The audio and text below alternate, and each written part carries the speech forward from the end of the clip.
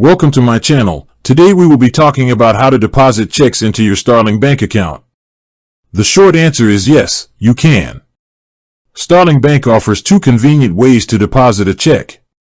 For checks up to £1,000, you can use the mobile check deposit feature in the app.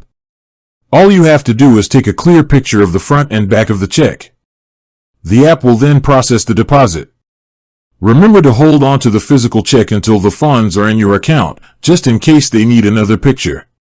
For checks over £1,000, or if you prefer not to use the app, you will need to deposit the check by post.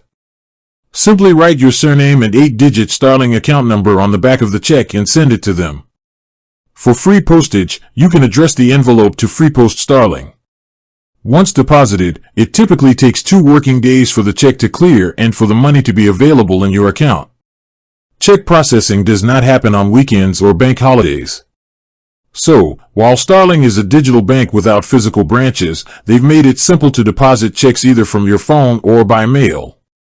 With that being said, thank you for watching. For more finance videos, kindly check my page. Please like, share, comment and subscribe to my channel. Thank you.